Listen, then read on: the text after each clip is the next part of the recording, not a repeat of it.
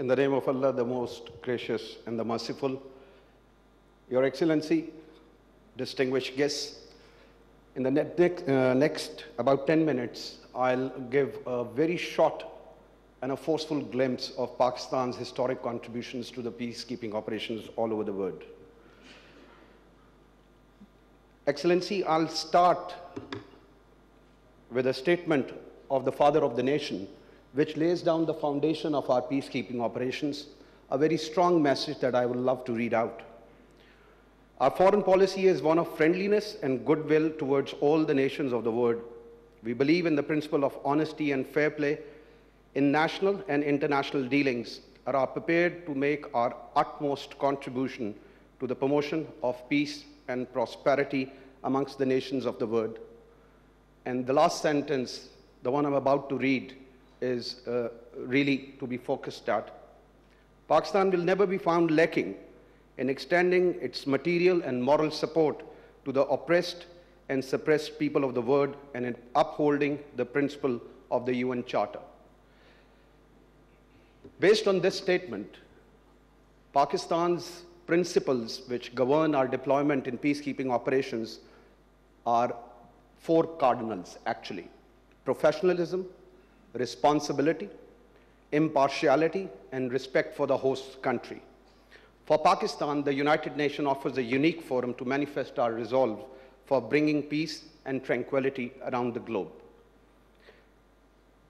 Pakistan's journey with UN peacekeeping operations started only when this country was 13 years old, and our first mission was deployed in the Democratic Republic of Congo way back in 1960. Since then, we have contributed about 46 missions over 4 continents in 28 countries. And I'm proud to tell you that we have remained amongst the top peacekeeping countries, troop contributing countries, for 18 years in the UN system. And we have been deployed all over the world.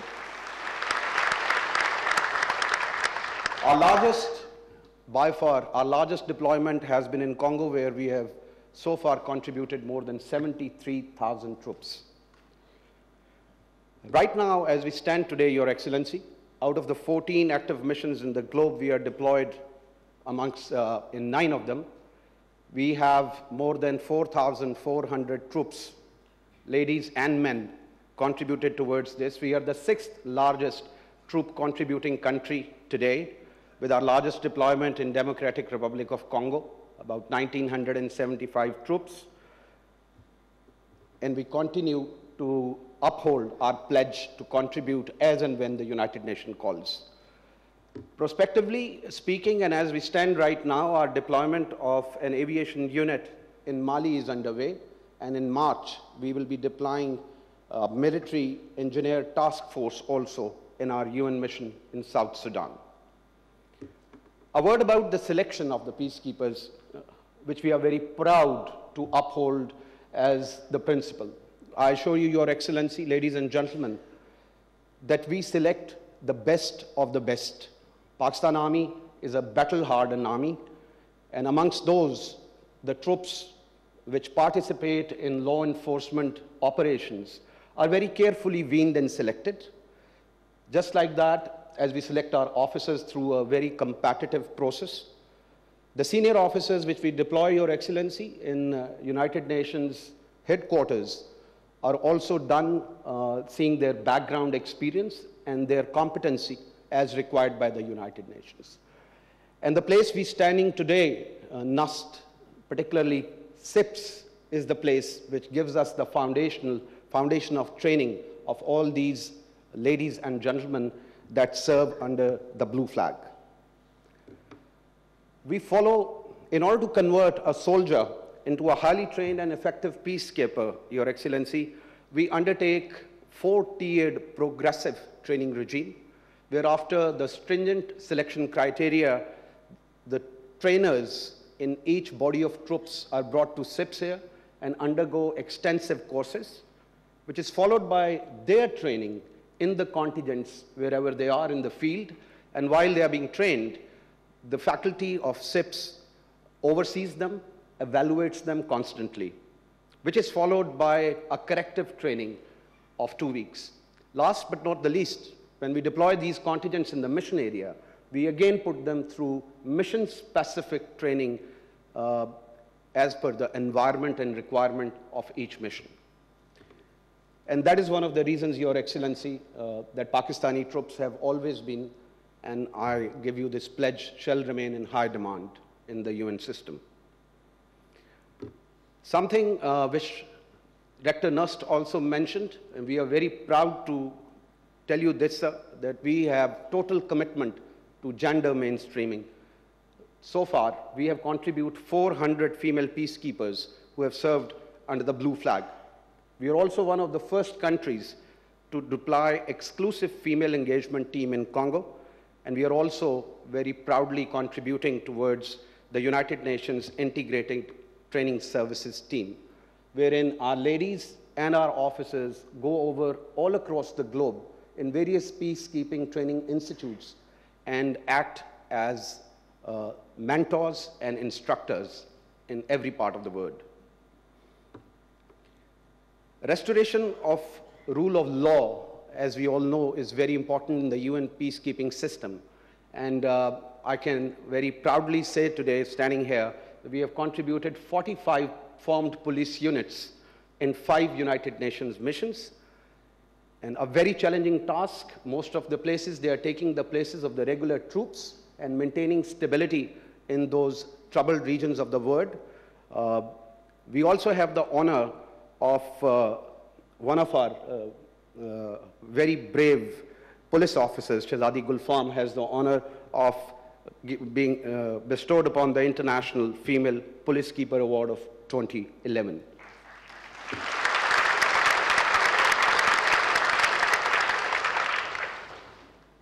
Your Excellency, we believe that no amount of sacrifice is enough in upholding the principles of the United Nations and its charter.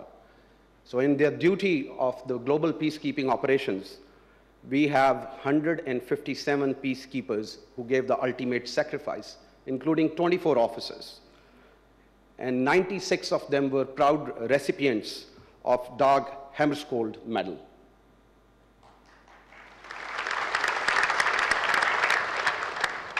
You would be best placed to see the impact our troops are putting on ground, but I would just like to cover a few things on the next 2 slides. We have been instrumental in conducting peaceful elections and referendums in mission areas. We have a major share in disarmament of thousands of rebels in multiple conflict zones. We have participated or led demining operations in about 125 square kilometers of area. Apart from that, capacity building of local police, armed forces, and law enforcement agencies is obviously one of the regular tasks of our troops. As far as socio-economic impact is concerned, Your Excellency, I assure you that Pakistani troops have always gone beyond their mandate to take care of the host communities, whether they be free medical treatments, rehabilitation and patronization of education facilities, vocational training of the local population, projects to undertake economic revitalization and establishing rule of law, engaging marginal strata of society through female engagement teams, or development of communication infrastructure and airfields. Going ahead, Your Excellency, we understand that the future peacekeeping environment is likely to become even more complex and will require robust peacekeeping mandates. They would also require a comprehensive and integrated approach to peacekeeping apart from absorption of high-tech capabilities and highly responsive and agile contingents.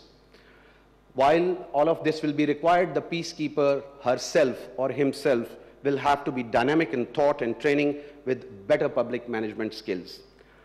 And our complete focus is to assure that we are up to the futuristic challenges, and the capstone doctrine or action for peace, which Your Excellency himself espoused, remains the focus of our training to prepare our future peacekeepers to undertake the future challenges. We remain committed, Your Excellency, ladies and gentlemen, to keep providing highly trained, optimally equipped, and agile military and police contingents. We will continue to fulfill our obligations toward United Nations peacekeeping readiness system, of which we are a very proud and active member. While we do that, we continue to look at providing incessant and robust peacekeeping support to Action for Peace initiative. As before, Pakistan, the state of Pakistan, will continue to partake in the intellectual and training contributions. As far as female peacekeepers are concerned, we would ensure, Your Excellency, gender mainstreaming, and by mid of 2020, Pakistan Army, the police forces would have fielded 90 female peacekeepers additional to the system.